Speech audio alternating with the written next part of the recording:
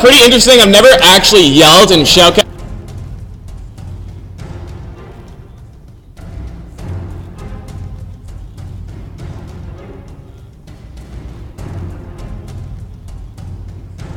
Anything like that. So we're gonna get started.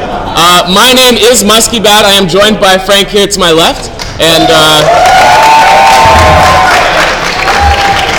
finally we're ready to get into these games. So on the left side we do have University of Toronto League of Legends Association sponsored teams. This isn't really gonna help, to be honest. Thanks. It's better. Can we set it up between us though? I guess we can pass it back and forth. This is adorable. Test. Alright, so guys, we do have University of Toronto League of Legends Association teams on both sides here. This is going to be pretty interesting finals considering both of these teams have been picked up and coached by the University of Toronto League of Legends Association. These teams are very familiar with themselves, and they will be getting into the game just now. Picks and bans going down. Look to see some targeted bans here. I like the way you hold the mic to my mouth. It's really nice. Yeah, not a lot of practice. Yeah, of course you do. So we're already in picks and bans, and just to be clear as to who the teams are, who the sponsors are, because we are right into this one. Can we give a shout out to both the teams and the sponsors? Because I don't think we mentioned who those are yet. So on the left side, we do have University of Toronto Azure.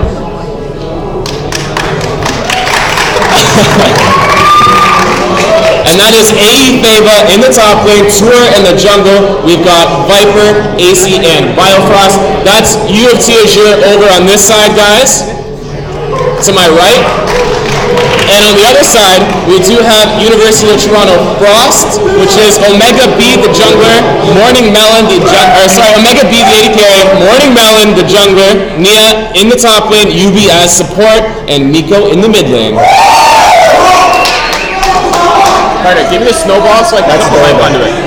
Give me the snowball so I can clip the mic onto it. Alright, so we are pretty well into our pick and ban phase. The bans coming out pretty quickly here. Gnar, Lee Sin, and Swain being banned out from Azure. And from Frost, we've got Jarvan, Thresh, and LeBlanc. Pretty targeted bans, I've got to say. I think these two teams know each other pretty well, especially considering they go to school together. That's usually a good way to meet people on campus. Alright, you guys are a little bit behind, so I'm not going to reveal anything too quickly. But Lissandra, an interesting choice. I can only assume that's going to be Lissandra top lane. As we tape this mic. Do it from this way, so I can tape it.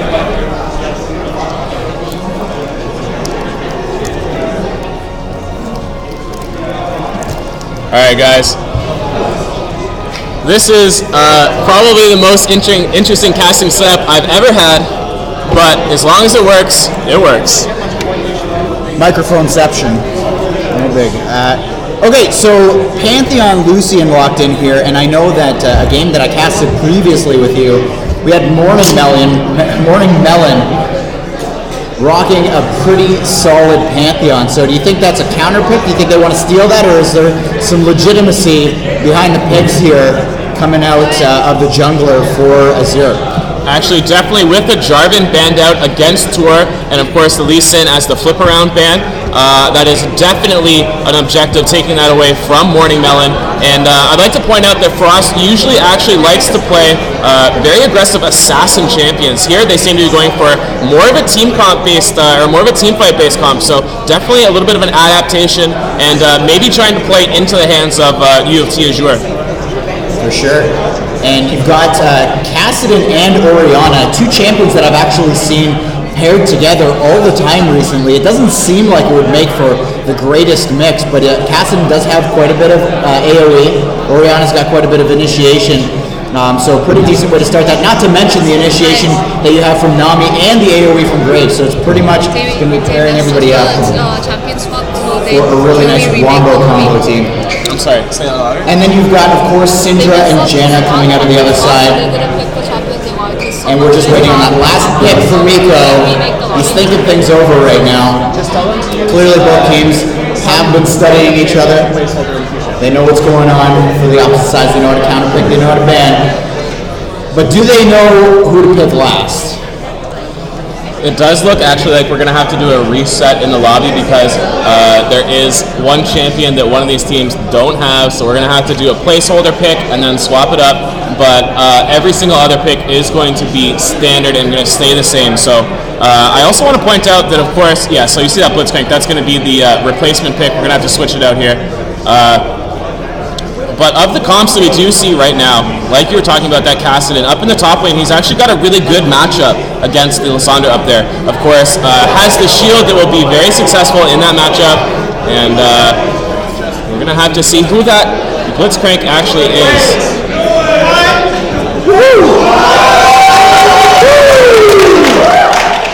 Nice. First blood.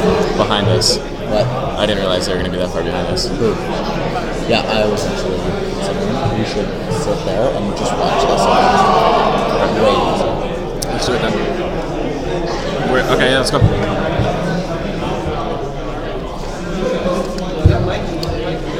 We're getting a picture. Flip the hair. We're flipping around because we're going to cast off that, so there's not a delay.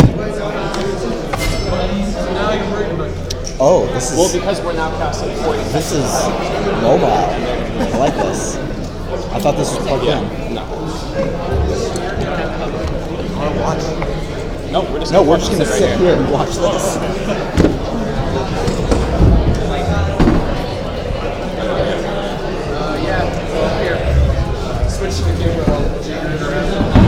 This is just temporary, yes. I fucking hope so. In between, we can get you back on the other side to talk all that crap. Yeah. Oh, that's okay. No, it's gonna kill it. But at least I don't have to look nice. We're gonna have to hold it like that. You got that mic? Yeah, I'll hold it like this. Shit, dude. This is so stupid. This is awesome. My headset's super loud, and I'm really excited about it. Okay.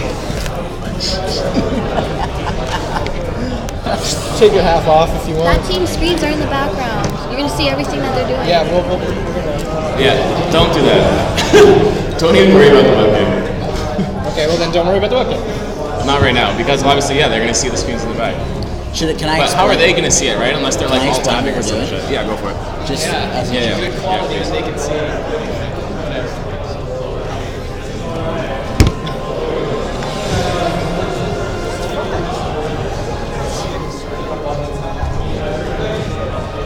You're gonna need to make that a little bit bigger.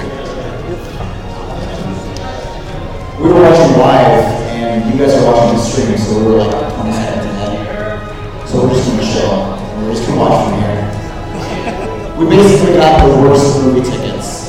I was just gonna say that we gotta get really close when we talk to each other. If we start I can't hanging wait. out, it's just natural attraction. It's really I can't help myself. we gotta make up for the downtime afterwards. Yeah, we gotta keep you guys entertained. So whatever happens, happens. And I mean, I can't wait. Okay, so we were waiting on that jungle pick, and it looks like it will be Nocturne. So Blitzcrank was the placeholder for Nocturne. Switching back to the game. Interesting stuff. I actually don't think I've seen Nocturne all that much recently. Maybe in the university or the collegiate scene, it's a little bit more prominent. So yeah, definitely an interesting choice. It's going to be having that long range initiation. And I already talked about that. You got massive initiation. Oriana's the last choice, so it's going to be pretty huge. And she's going up against Zed, by the way. Going to be a really, really fun mid lane. Yeah, like I said, there is a lot of assassination that is, I mean, when Frost likes to pick their team comps, they like to just kind of pick for lane, win the lane as hard as they can, and then just kind of rely on their mechanical skill. And it seems like they're going for more of that wombo combo here with that Oriana, and that's a little bit of a switch up from what we're used to seeing from these guys, so it's going to be interesting.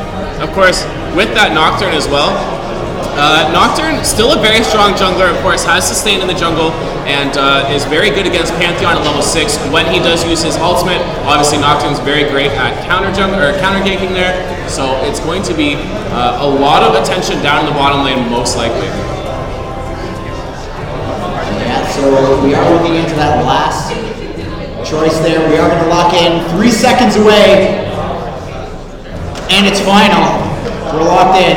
We're ready to go. So one last time, guys, if you're feeling a win here for Azure, rocking out that Lissandra top lane, Pantheon jungle, Zed mid, and the Lucy and Jana bot lane, let's hear it. Okay, that's great. Really good showing for Azure. I definitely think they're backing it. And if you're here for Frost to see them take it down, Wow, and actually Frost is considered the B team here. Azure actually considered the A team. Azure was sort of founded first by UTLA, I guess, and obviously we can see a little bit of a fan favoritism over to the side of Frost. the old dogs. Frank. What are they, like a month old? Some month-old team? All right, so here we go. Are there any matchups that you could see specifically being one-sided that we see so far? Actually, Viper doesn't play a whole lot of Zed. I do talk to him on occasion about the game, and he was telling me that his Zed isn't that fantastic, so it could be a very one-sided matchup over the side of Miko, who is a very, very talented Ahri player. Right on. Yeah, and it's definitely not the most fun matchup either. It's super, super high impact. If Zed can get in your face as an Ahri, really if anybody could get in your face as an Ahri, you're going to be feeling the pain, and Zed's going to be feeling the pain from a distance. So it really is a matter of can he close that gap, and then post level 6, is he going to have enough damage from the farm that he's farmed up into those items? Will he have enough damage to burst her down all the way? So guys, I do want to just talk a little bit about what this tournament actually is. It is the finals of the Frost Week tournament, and of course we did partner up with the University of Toronto Student Union for this one. And this is the Frost Week tournament finals. We've had these games going on all week long, and even a little bit before that. And these are the two teams that have made it all the way through the brackets. And I do want to apologize for that little bit of a delay at the start, but it seems like we're underway now, and I am in the mood for some very good games. Once again, on the blue side, we do have University of Toronto Azure, and on the purple side, we do have University of Toronto Frost. So let's give a big hand for these guys. Let's get them excited to get in this game. Maybe a level 1 fight if you guys cheer loud enough.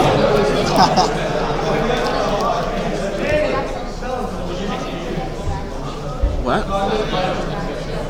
I can't hear you. I have a strong feeling I have bad ears. my neck is going to be killing me at the end of this. No, it's okay. I just get that vibe. All right. So as a side note, a lot of new champions coming out with some interesting mechanics. I just got mystery gifted a Blood Moon. I think it's Blood Moon Callista. I played that champion one time, and I actually had to tell myself I am not good enough to play this champion ever. And then somebody mystery gifted me the skin, and I just felt so bad. It's never going to be used. It's literally never going to be used. I feel kind of bad. Well, she actually did get buffed in this patch as well, so a broken champion made even more broken. Speaking of which, we don't actually see Rek'Sai coming in here. Of course, he was nerfed in the last patch. Gnar as well a little bit, although the respect ban is still there. Still basically wins a team fight if he does land his ultimate properly. Okay, so I always have an interesting point. Anytime I cast a final series, I always make a prediction. You got to make a risky prediction as to what champion is going to be, like what champion are we going to see that might be kind of the oddball throwout pick, like a Galio or like a Jax or something like that. Do you have any oddball picks? Like, do these players play some weird stuff? There are definitely a couple weird champions from Nia in the top lane. He does like to play things like Akali, and there's also, of course, a couple weird champions in the mid lane as well. Viper does play things like Cassiopeia. The one thing that I'm actually really hoping to see is going to be Azir. We haven't seen any Azir in this tournament whatsoever, actually. And I wouldn't say that it's an oddball, simply that maybe players aren't as talented with him as they are with other champions, as it is still a new and very complex champion. Yeah, I feel like a lot of the new champions are pretty complex. Especially that white dog champion over here. I don't know. Yeah, there's a lot of all the new ones are pretty complex. Nara's complex. The clients?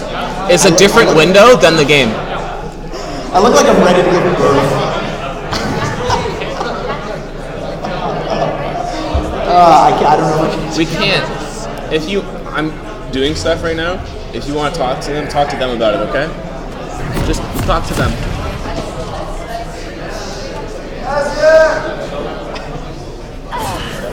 Look how salty I look right here. This is Jackson when he's mad. Real mad. Look how relaxed Frank is over to the side. I feel you had a long day of work already. You're having a great time over there. Do I really need to get this close to myself? Is this okay, guys, or do you need it like this?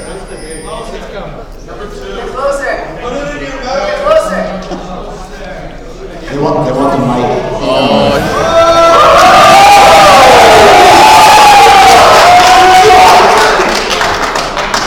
We got to get down and dirty. Everybody just sighed a huge sigh of relief.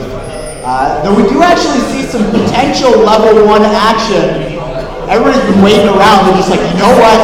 Let's just do this. I'm just ready to go. Hazard and Frost, let's go. Everybody's invading here. I doubt that there will be a first blood considering they're on polar opposite sides of the map, but at least they're going to steal some stuff. And we are playing mini League of Legends, guys. So that means the rewards don't see as much. The champion prices are a little bit higher. Everyone runs quicker. Very speedy.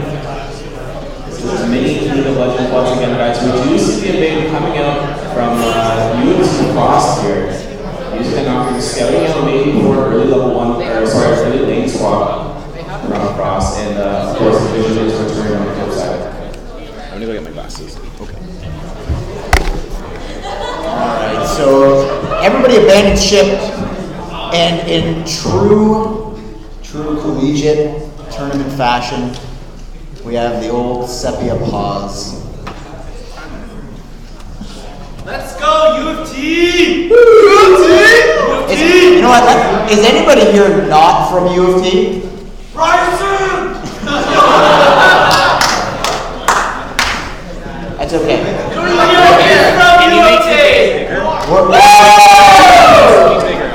U of T is a no violence school, so you guys are okay. You two in particular, you're alright. We're not coming after you. It's almost as exciting as the ball dropping when you go into the unpause. It's really, really exciting stuff. I really do feel like I'm in the front rows at a movie, and this is like some epic stuff that's about to happen, so I'm going to have some neck problems tomorrow. Can't wait. Bottom lane, we do see the golems actually being started, and this is after they have been changed based on their leash range. And that is going to be an early level 2 from the side of UFC Azure. AC and Biofrost down there are going to be able to use their advantage pretty well. Of course, Ignite is on that Janet. Yeah, an interesting choice that going with the Ignite. They're going to be looking for some pretty aggressive plays down there. And then you've got Graves and Nami. They're basically the masters of counter action. So you put any pressure on them, they're going to be able to turn that around. If, of course, that bubble is landed, it's going to be a massive turnaround. You can see AC going deep here. They hit that level 2, so they want to take full advantage of that. Same thing with top of Masandra with level 2. I can expect her to consider doing some zoning. But we're ready to rock, man. Everybody, by the way, funny anecdote here. First time I saw the, you know the Passion of the Christ? I was actually front row. Not too much of a continuing the chase, and we're trading up in the bottom lane as well. But Pantheon almost took the kill. He will steal Rambo. Wow, nice invade. And this is what we usually see out of UFC Azure. They very much love to play that early aggression game. They'll find out a little bit of information. You can see they did go for that deep ward level 1, and then they'll just take it right to your face. These guys love playing aggressive, and we can see it already. Almost the first blood at like 2 minutes into the game. Yeah, really strong stuff. Pantheon coming mid lane as well. Nico gets jumped up. He's ready to jump forward. Here's the and that's going to be a kill for Azure in the mid lane. That's definitely not the place you want it. If you're Frost. Zed is going to be building up those items, and a lot of trading actually, surprisingly, in that top lane as well. Cassidy just trying to keep that shield up. Hey guys, in the spectator playing, could you move the champions around so they're in order, please? It would help a lot. Just want to say though that in that bottom lane, of course, because the change on the jungle leash, they lost out on that level 2 spike, and they lost a bunch of creeps, and that's actually why they're sort of on the back foot right now. Yeah, a little bit of a tough matchup there. You can see Graves floating around for 21, and Lucian 22. Not bad there. It's going to be a pretty even matchup. Though I still expect that there's going to be some aggression coming out from Biofrost and AC. You can see she's moving forward here, gets that knockup, jumping in, and that's a lot of damage. Pantheon jumps in. This is going to be kill number 2. Biofrost looking for the E. It's not going to be enough. Pantheon, what a god, this guy. Yeah, of course, he did not have his upgraded smite there, so there was no additional gank presence. Compare that to Nocturne, who has decided to go for the clear smite, the one that does the AoE smite, and you can see him trying to do a little bit of counter juggling as well, punishing Pantheon for going in the bottom lane. So smart play by him. We're going to have to see if Frost is able to just kind of answer the deep map movements that we usually see coming out of Azure here. They can't just rely on winning their lanes these games because Frost or Azure is just so aggressive in the early game.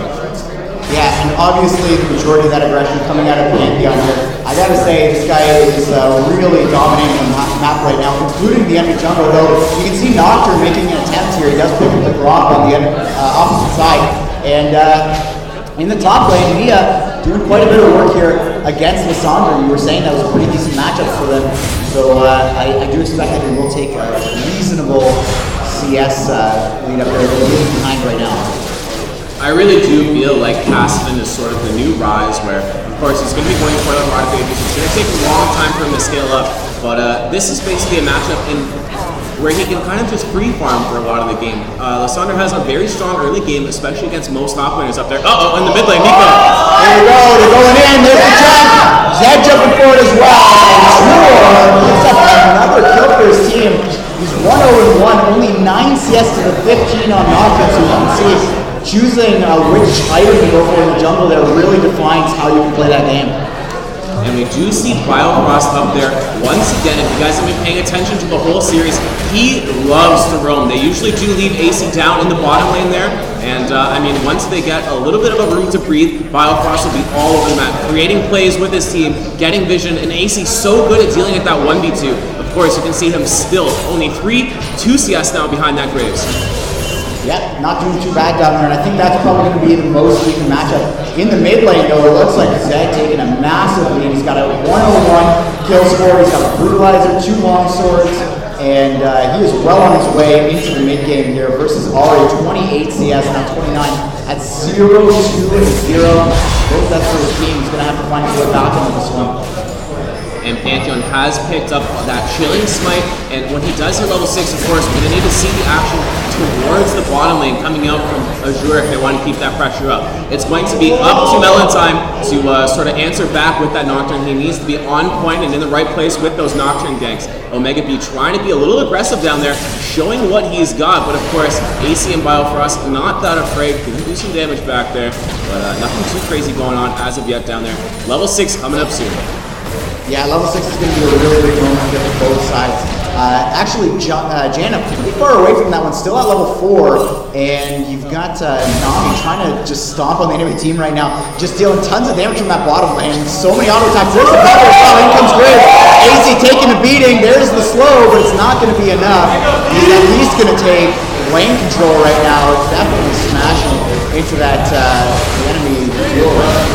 I'm not sure if Zed actually picked up blue. There would be an interesting decision from UFC Azure, and actually an even more interesting decision. After leaving Lucian in that bottom lane, they're just going to go for that dragon. Nia teleporting down there. This is going to be uncontested first dragon, it looks like, for UFC Frost. Yeah, Zed is going to step into this one. Janet's coming from the other side. Is it going to be enough? Nope, there's a smite. But who will get caught on the back foot? There's the cullet. And that's actually going to get Nami pretty low. Zed's waiting in the wings there. Is it going to be enough? Here comes Pantheon. He's going to jump in. Nice blow! Kill for AC.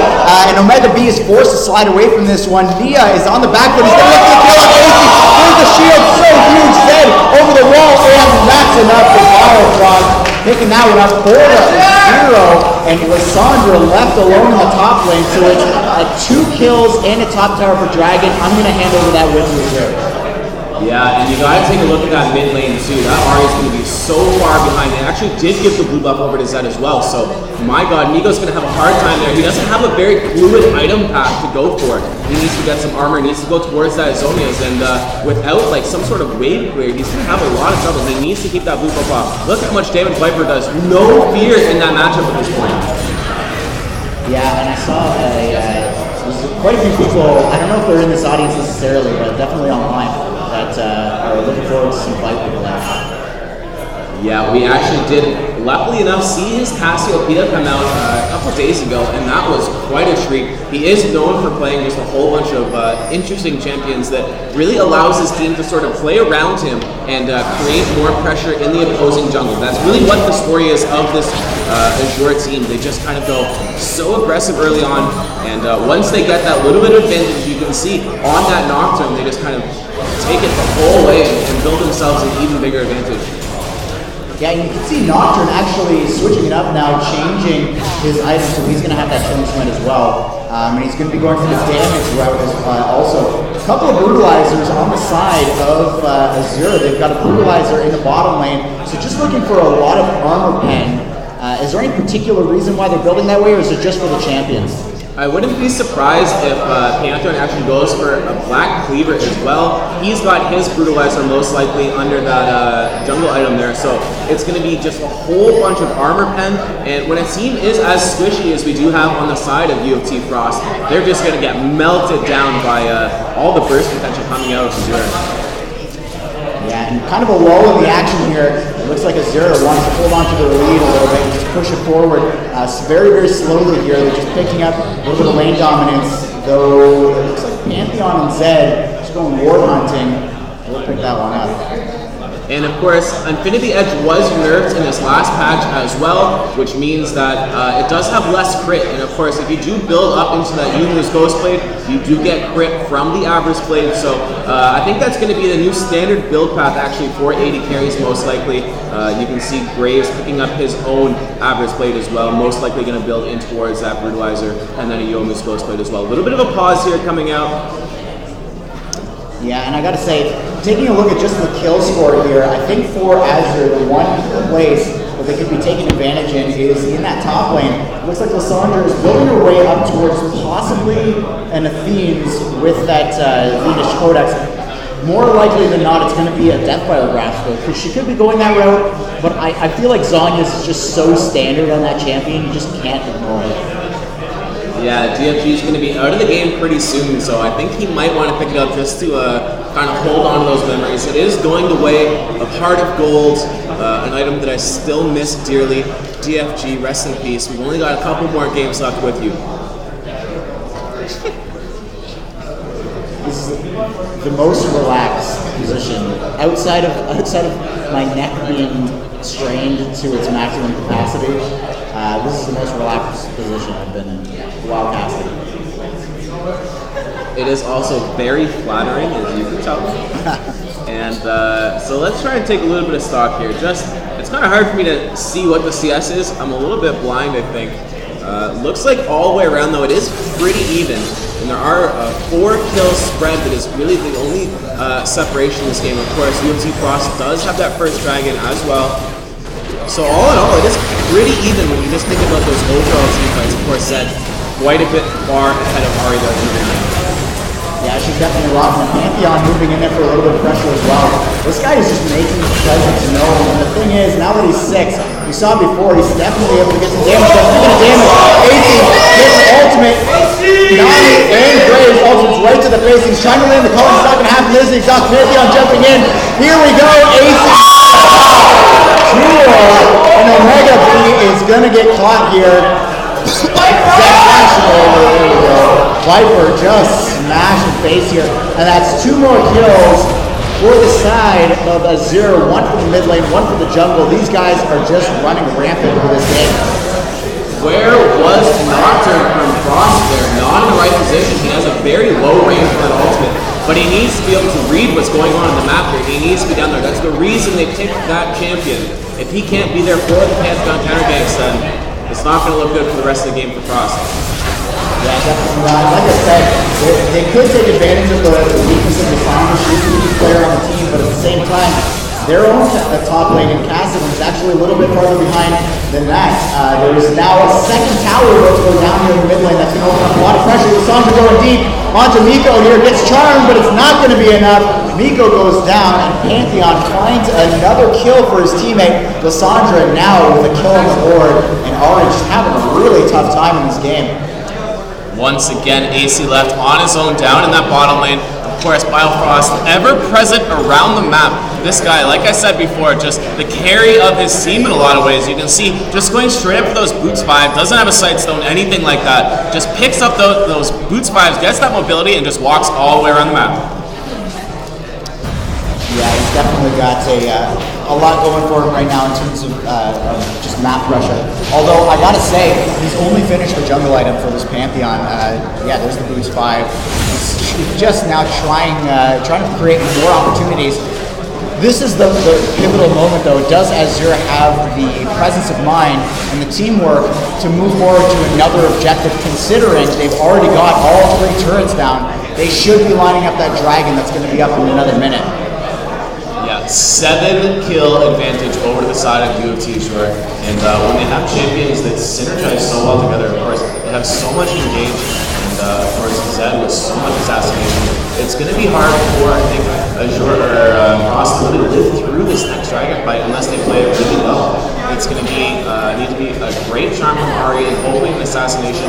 Maybe if they can lock onto Zed before he can really take someone out of the fight. It's going to be an uphill battle for Frost definitely. Yeah, and that will be coming up 25 seconds. Now Lissandra, though, clearing up the wards up in that top lane. Viper is following very closely behind. I don't know that this is the right time to do this. They're sending 3 characters top. Jane is actually following pretty quickly as well. Here comes Pantheon. He's going to block on the path, and this guy, perfect ultimate. Nice little bit of damage there onto AC. But Dragon's up in 2 seconds. Is this going to be a time to capitalize for Frost? It really doesn't look like it. I think they might lose tier 2 if they try to shoot for that dragon.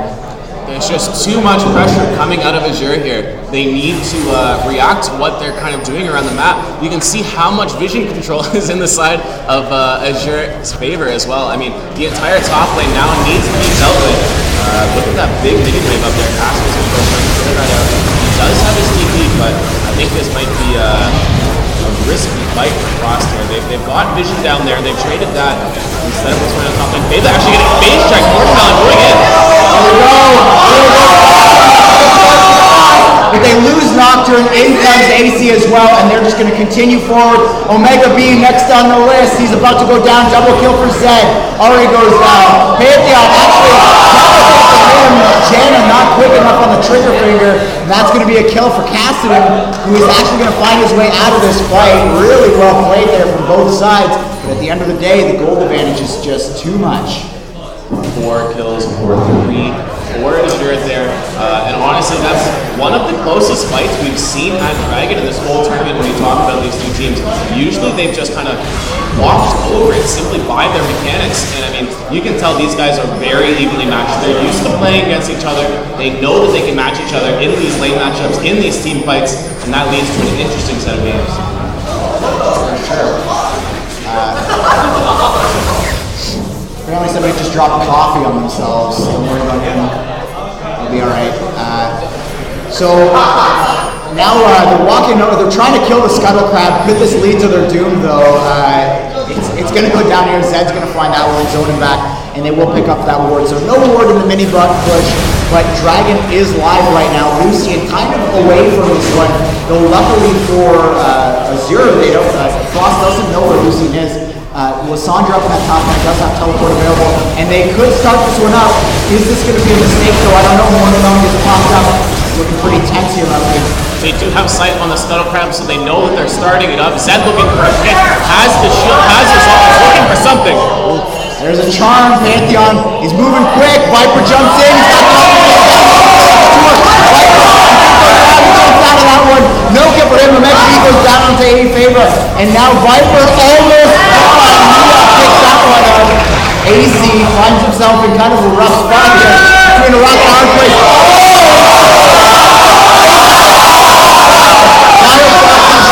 Here, Lissandra jumps in, Nia about to go down, there's Nami getting the heels off though, Fava getting chased down by a cast. Massive kill with the Q, it's gonna be enough, Nami with the kill for herself, Biofrost going deep, there's a tornado, and the extra attack is a kill. Wow, these teams are so evenly matched. Azure has the map control, Frost has the mechanics. You can see Nia just playing out of his mind there. That Cassian's going to be a huge problem as this game goes on. He only has a rod of ages and is already walking all over these team fights. Hard for Azure to really answer that. They need to figure out a game plan because they can't just fight straight up anymore. No, definitely not. One thing to take from all of this is Dragon. Am I mistaken in saying Dragon's still up? Am I losing my head? It is a little bit hard to see. I think it might still be up. Yeah. It is hard to say, and that's going to be. I mean, Azure needs to find that if they want to equal up this game. Of course, the 6% AP, the 6% AD is going to be a big factor in these team fights. Yeah, and you can see Nami trying to get a little bit of damage done there to Viper. Unfortunately, dealing damage to Viper doesn't seem to accomplish too much. They can't close that one out. It's so difficult to close out a kill on a Zed that plays this well. Blue buff will not be stolen, though a pretty nice attempt there. And everybody just clumping around Dragon and giving a little bit of social time with these champions. Top lane is pushing for the side of Azure. They always have these sort of small effects happening the whole time, no matter where they are on the map. You can see it. They might need to send somebody up there, otherwise, at the very least, that's a whole bunch of experience passing basically into nowhere. In the mid lane, it's a lot of minions as well. Oh, engage! There we go. AC getting jumped on here. Morning Melon, though, finds himself in a rough spot. There's the culling coming out, dealing massive damage. Double kill. Oh, no. Missed jump for Ari. That's going to spell doom. And that will be, Omega B jumping in, and two. That's an ace for one kill. Only kill for Lissandra. For one trade for Azure. Letting Frost know that they can win one team fight, but they're definitely not winning this game. Medjai's on to Jenna, has picked up a lot of stacks already. 2-0-14 into this game, 21 kills. Very high kill participation for him. And as we look up into the top lane, Lissandra actually has gone for a TFG, really just trying to snowball this game for her team's favor. Basically another assassin at this point. Yeah, and one important thing to note there, and because I'm of course not in the game, I can't quite see this, but if I'm not mistaken, we did just see a Dragon Steel come out. Yeah, and it was a Dragon. No, it wasn't a Dragon Steel. I apologize. I was all hyped up about that, but Nocturne actually just sat. Oh no, it was a Dragon Steel. I'm losing my head. He did steal the Dragon when he ulted in there, so really nice play by Nocturne. I actually don't think it was because they did secure the first Dragon. Never mind, I'm losing my head. It was not a Dragon Steel. It was not a Dragon Steel. Mid lane, it does look like Ari is going towards a Bloodlines. Looking to play some sort of kite comp around.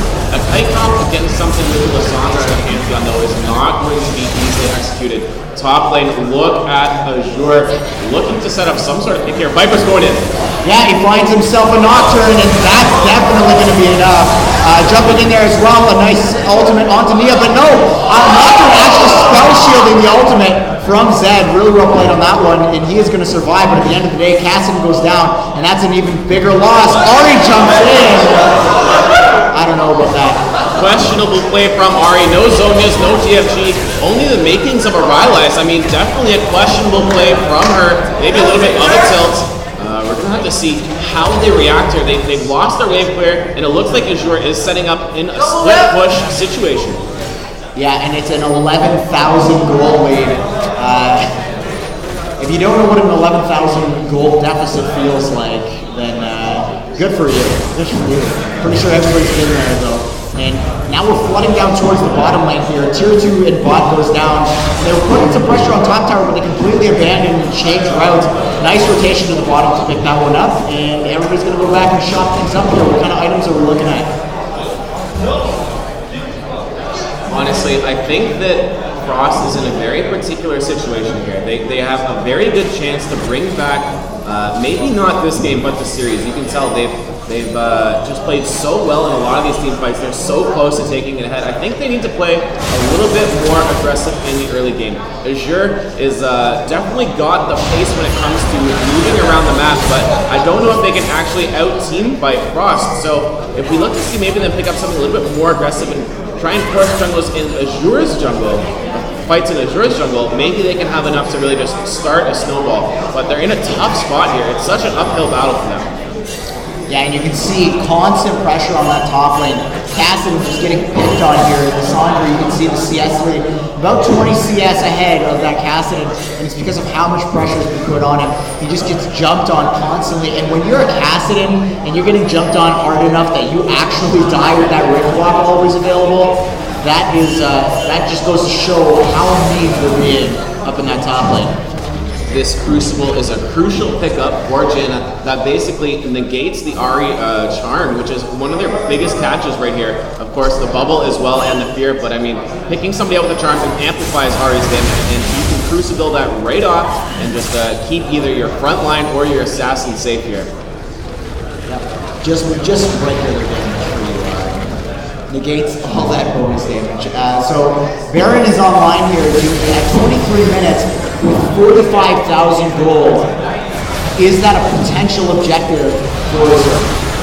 Well, Baron was changed in the last patch, Frank, so it is a lot easier to take down. It's not quite as much of a risk for a throw, but knowing Azure, I think they might just want to set up here and go for a dive. These guys are bloodthirsty. They have the engagement, they have the assassination. We'll see if they are able to make something happen here underneath that tower. Of course, it is the one with the shield. It's going to be hard. Yeah, no, just kind of roaming around here, stealing all the buffs.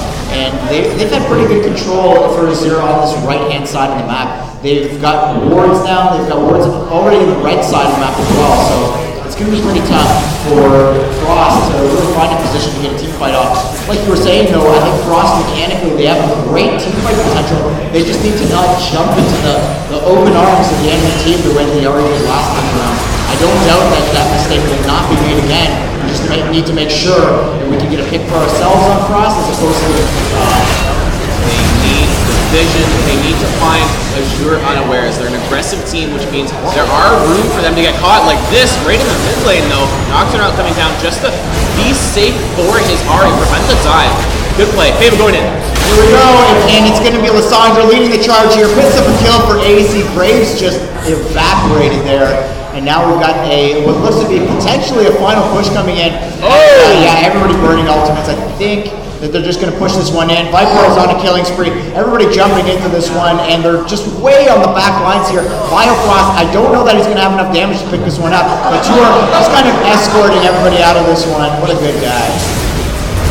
Just a significant advantage over to Azure here. You can see they're so aggressive and they hardly get punished as well. Nobody taken down for that dive. They did get a tower and what looks like going to be another dragon, just pretty much uncontested from Frost. I really do think these guys are probably thinking about their next game, thinking about what kind of picks they can take to change it up, because unless Azure makes a huge mistake here, I really don't see a way for Frost to come back.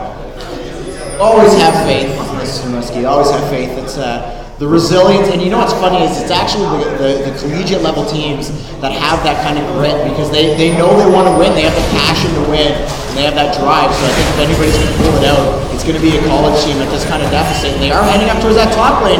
They do want to pick up a tower for themselves to be the first one in the game. And Global Gold, as we all know, is the way to line your pockets. So they're going to start up with that top lane turret. Yeah, really great play by Frost. Really taking a page out of the book of Azure. First tower of them for the game, finally. And I mean, if there is a way to come back in this game, it's going to be through that Baron. So it's good to play around there. If they can find some sort of pick, they just need to keep rotating, forcing Azure to move their wards, and really just try and make them move to their beat of the drum. Their beat of the drum, indeed. I'm not just kind of chilling and farming up this jungle here. I don't know if Azure feels all that bad about losing the top tower. Definitely they would have loved to end with no towers down. But at the end of the day, as long as they're staying grouped up, they know that they're going to have that goal advantage that can lead them into a victory in a team fight situation. Nami trying to pick up this pegboard, but Jan is going to find that one. Looks like the pegboard was a bait. There's Tour jumping in, and they catch out. Tour actually might go down here. Nice little turnaround by Morning Melon, get some damage off. There's the ultimate. Ace is unstoppable though. He's going to have another slide available very shortly. He jumps in. Omega B goes down. Double kill for AC. Another kill here for Zed. There's the ultimate. Everybody just guerrilla style fights all over the jungle. Ace for nothing in favor of Azura. So what happened there was simply that Frost was sort of trying to get advantage back each individually. They weren't working as a unit there, and then they saw one thing going wrong. They realized that they were going to be in a lot of trouble if they didn't group up and try and make something of that fight. And of course, it didn't go their way. That's going to be game one going over to UC Azure. Impressive stuff.